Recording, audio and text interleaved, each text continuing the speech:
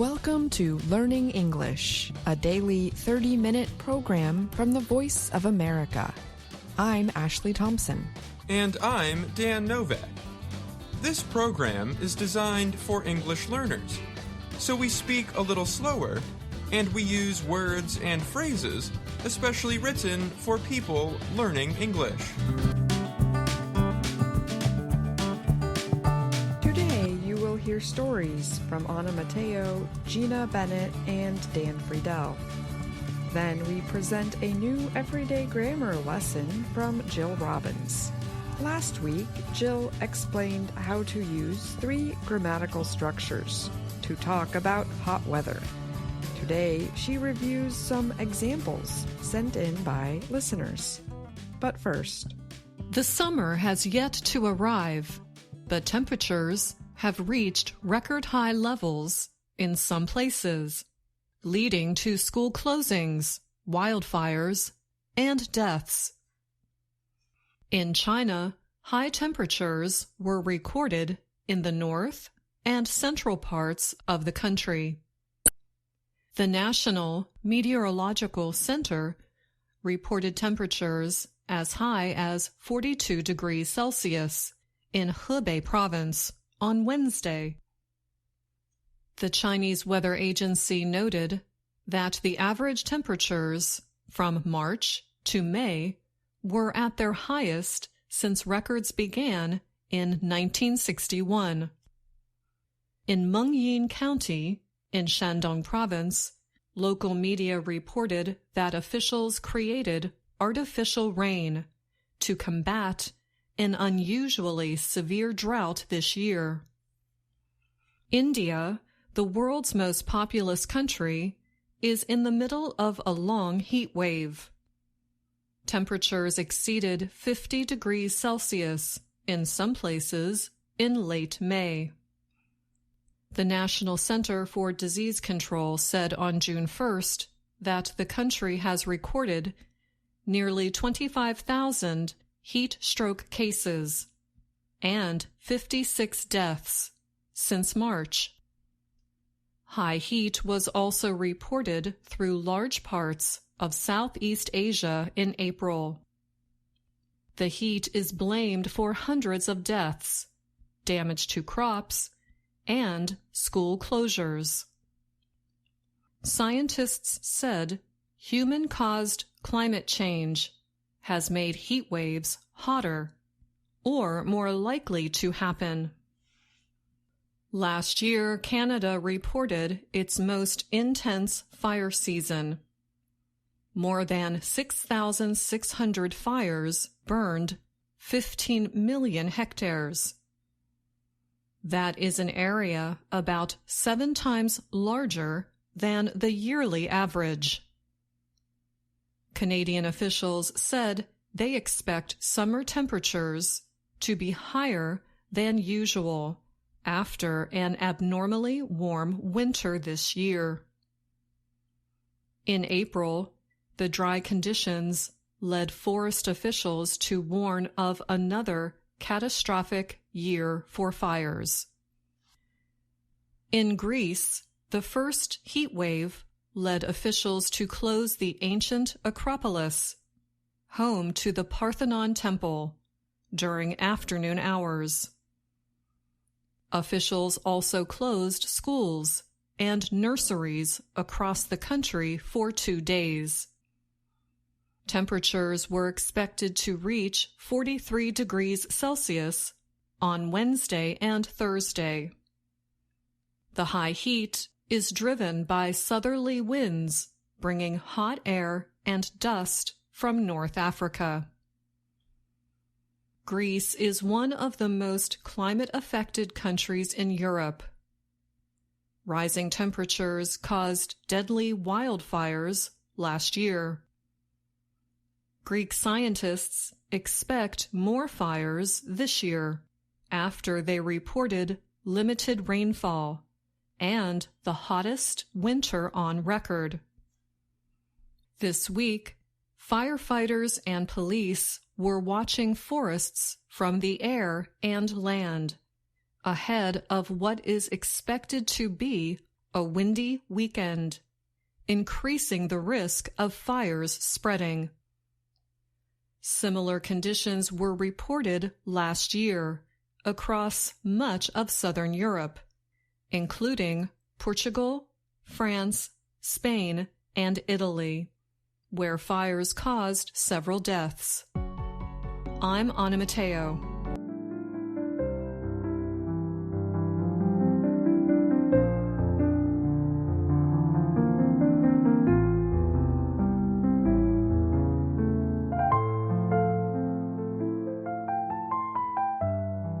The Brazilian ranchers who own the world's most costly cow call her Viatana 19. The large white cow is valued at over $4 million. At 1,100 kilograms, she is about 2 times the weight of most cows of her kind. Viatana 19 is protected by security cameras and a guard with a gun on the ranch in Uberaba, a town in the central Minas Gerais state. Her owners will not sell her for meat, but they hope Viatana 19 can be the start of a long line of super cows. Those cows will go on to have calves, or baby cattle. As time goes by, many of Viatana 19's relatives will be raised for meat.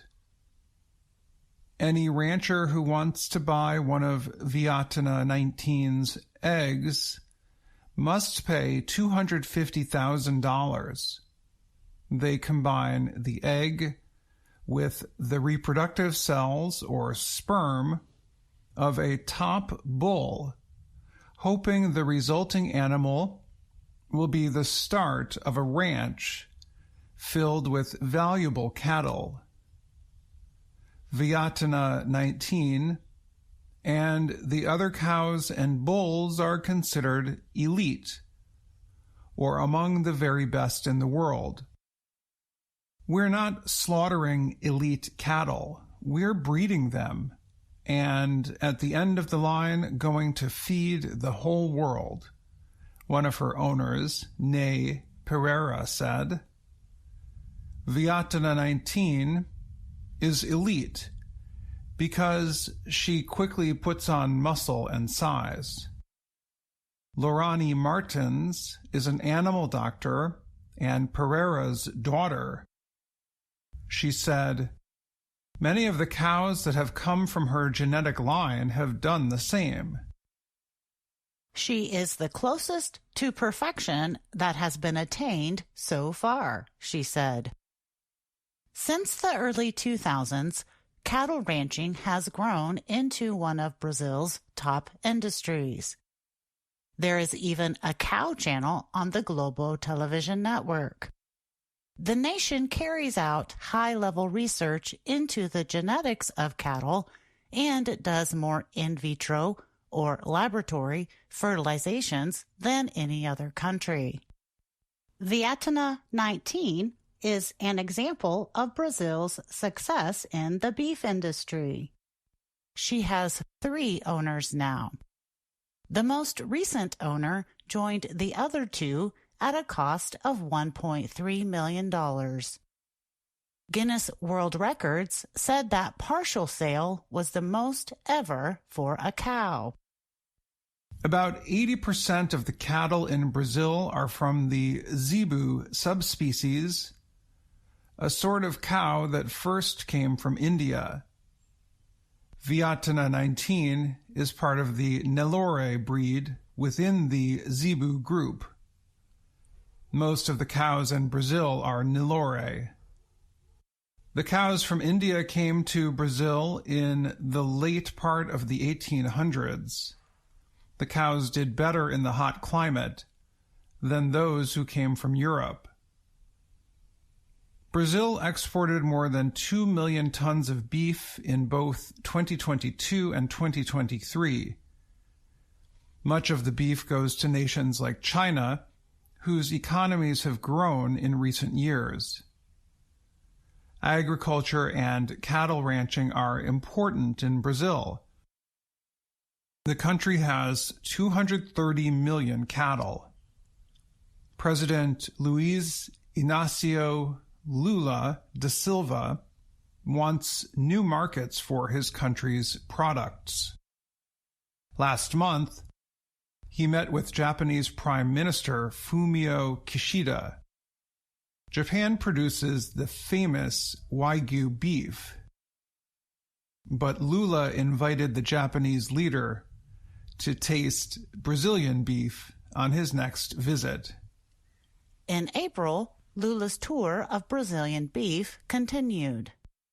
He visited one of the 38 meat processing centers in his country that are authorized by China.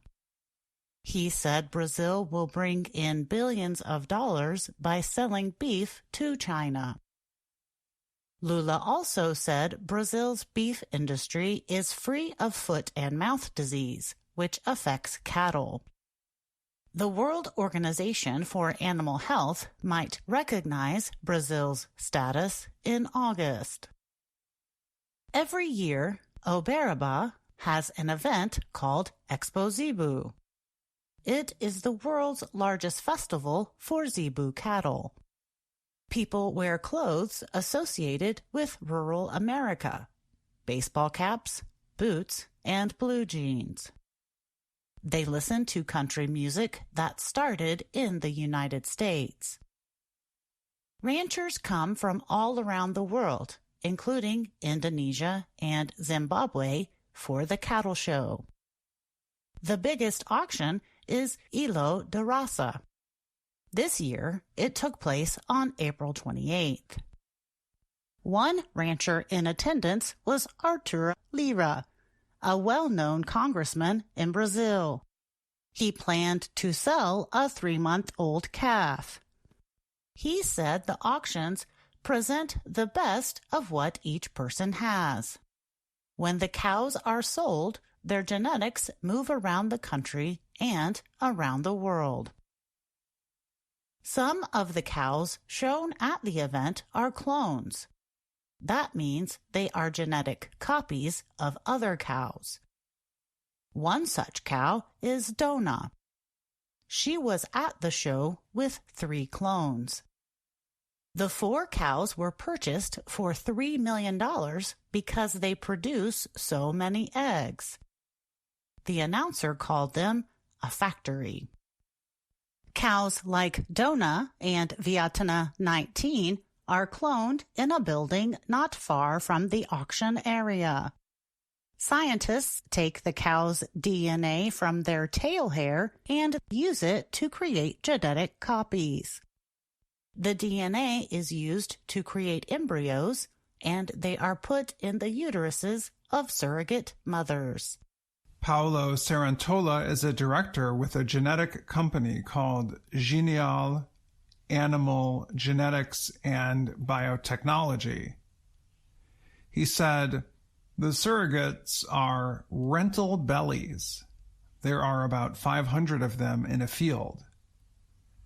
Not all of the calves will survive," he said. "Some will have to be killed because of genetic problems." Sarantola said clones of Vietna 19 are to be born soon. Grant Vasberg is a rancher from Texas who has visited Brazilian auctions. He said, even if the famous cows produce lots of children and lots of clones, there are problems. He said, Vietna 19 is poison for the industry. We still need cows to be efficient on grass, he said. That's how you feed the world. I'm Dan Friedel. And I'm Gina Bennett.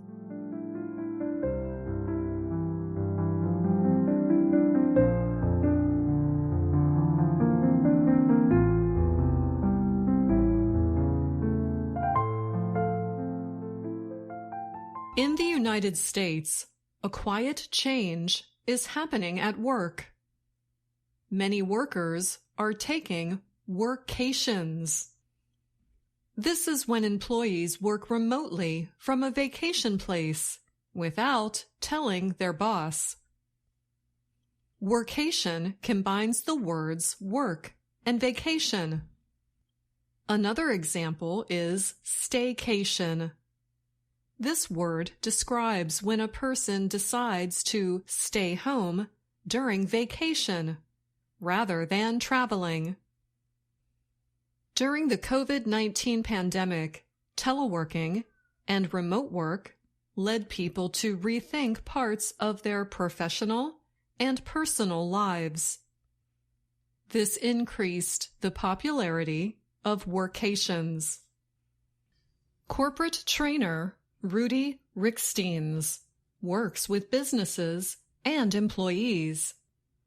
He told VOA the pandemic made people question what they really wanted in their work and personal lives. Ricksteins said that as a result, some people started to feel like they wanted to avoid the busy, work-driven life, sometimes described as a rat race. And as people went back to work, they sought to have more control. One study by hospitality management company Muse found that about 29% of employees said they had worked remotely from a vacation place without telling employers. The study, carried out by market research company OnePoll, involved 1,000 American travelers and 1,000 American hotel workers. The research suggested that 52% of employed Americans would use vacation travels as a chance to work remotely. Ricksteins said workations can be good for both workers and employers. For example, a workation can improve worker happiness by making life more interesting. Productivity goes up by 70% on average when people are happier when they are working. And we see happy people when they're traveling because they feel stimulated, said Ricksteins. You start to be stimulated emotionally, mentally, and physically. And then, when you show up to work, you are more creative. Some hotel companies offer workation specials to boost business, especially during slower times. Sandy Weber owns the 17-room Bayfront Marin House in St. Augustine, Florida. She also rents out 8 beach cottages. Weber herself worked remotely for 8 years and now offers workation services that she would have liked using. In Georgetown, Maine, the 13-room Gray Havens Inn, which sits near the water, created a special program that aims to appeal to younger remote workers. We have a lot of younger travelers, but not as many as we would like. This is part of the reason we started this program, said innkeeper Ali Barrianuevo. I read about other hotels doing it, so we put it out there to see if we could attract people who were teleworking. The special includes 25% off the room rate for a 7-day stay. The room comes with daily breakfast, a welcome gift, and some food and drinks. Barrianuevo also provides advice and support for seeing the area and taking part in activities. When they are done working, we help them find out what they like and create itineraries to help them see the things they want or should see with limited time, she added. A public opinion study carried out by ResumeBuilder.com found that 1 in 6 Gen Z workers used a false online background of a home office to fool their employer. Gen Z is a name for the generation of people born in the late 1990s through the early 2000s. Another study from 2023 found that 51% of Gen Z workers said they had worked remotely from a vacation place, but did not tell their employers. Rick Steens noted that not all workations have to be secret. Some employers permit workations as long as employees get their work done. A number of the organizations that I do currently work with don't care where their employees work, as long as they produce the results, and it's done within the office hours.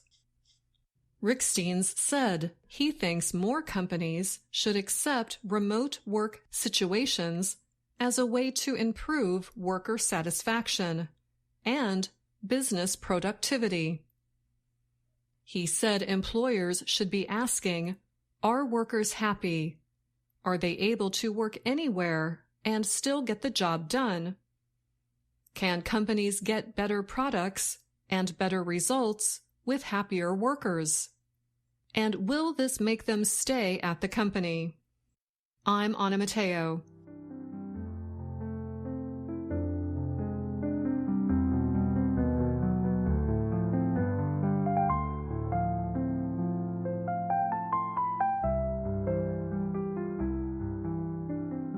In a recent Everyday Grammar, we showed how to use 3 grammatical structures to talk about hot weather. They are phrasal verbs, collocations, and metaphors. In this lesson, we review some examples that you have sent to us at Learning English. Arunab wrote to tell us some expressions used in San Francisco. Let us start with a phrasal verb, to cool down. It means to move toward a lower temperature. This phrasal verb can be used either as a transitive verb, one that needs an object, or an intransitive verb, one that does not need to have an object. In the intransitive sense, you may hear the statement Arunab sent. I hope it cools down soon. It is too hot here. In the transitive sense, the 2 parts of the verb, that is, the verb cool and the preposition down, can be separated, the object coming between them. Here is an example. She cooled her tea down with some milk. Arunab gave us another expression that relates to cooking. It is not a cooking method, but a sound we hear when foods are put into hot cooking oil. Sizzle. Here is the statement. The streets are sizzling in the summer heat. Sizzle gives us an interesting addition to our ways of talking about heat.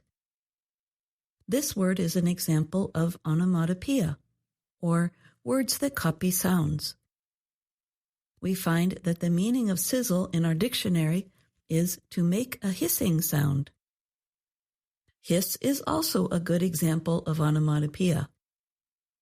A song by the American singer-songwriter Joni Mitchell uses that word to talk about a sound we often hear in hot weather. In her song, The Hissing of Summer Lawns, Mitchell brings to mind the sound of water spraying on grass from mechanical sprinklers in the summertime.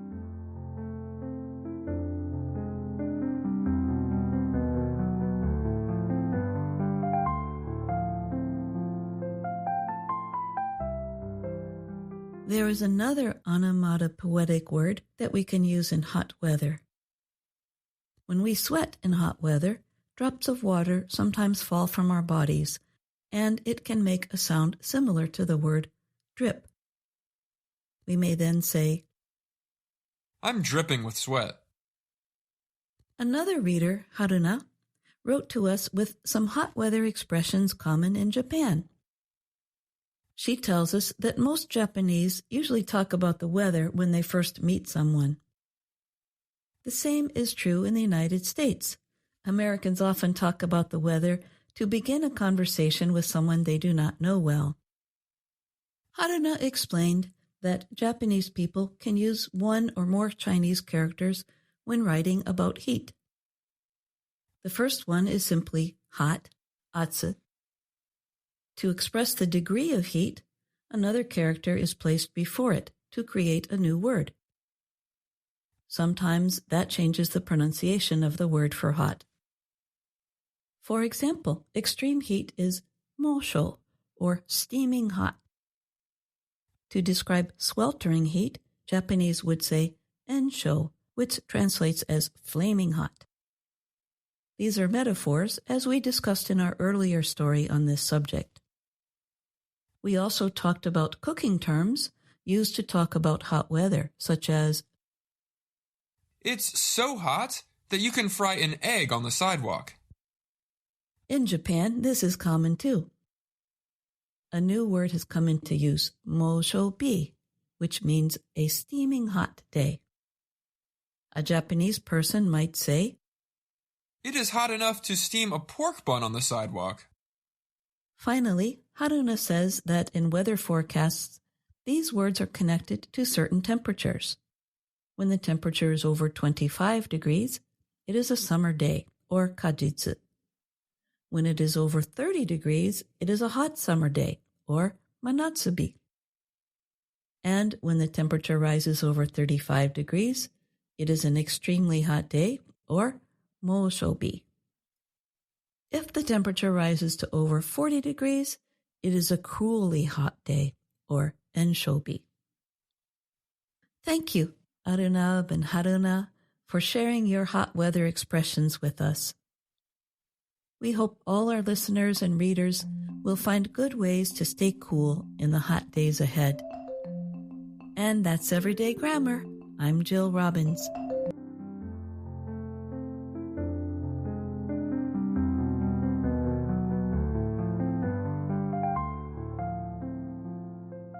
That was Jill Robbins with this week's Everyday Grammar lesson. Jill joins me now to talk more about the topic. Hi, Jill. Thanks for being here. Thanks, Ashley. It's good to be here talking with you and our podcast listeners today. This week, you looked at some messages our listeners sent us in response to last week's Everyday Grammar. Were you surprised by any of these messages? Yes, there was a way of talking about hot weather I didn't cover in my previous story. It's words that communicate sounds. Here's one example. The streets are sizzling in the summer heat. The word sizzle is an example of a word that sounds like the thing it describes. These kinds of words are known as onomatopoeias. So I had fun thinking of some other onomatopoetic words and hot weather, like hissing. Yes, and you used part of a Joni Mitchell song, The Hissing of Summer Lawns. I love Joni Mitchell. In that song, she sings about the sound of water being sprayed on grass. It makes a hissing noise.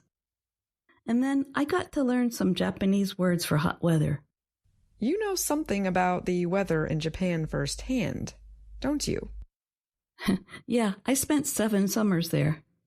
One of them was so hot they even closed the swimming pools to save water. The kids hated that. So can you tell us what you learned about the way Japanese people talk about hot weather? Our listener, Haruna, told me they have over 10 expressions for hot weather. That's no surprise. But a new one is mosho, which can translate as cruelly hot. Well, let's hope they don't have to use that very often this summer. Thanks so much for being on the show today, Jill. Thanks for having me, Ashley. Stay cool. And that's our program for today. Join us again tomorrow to keep learning English through stories from around the world. I'm Ashley Thompson. And I'm Dan Novak.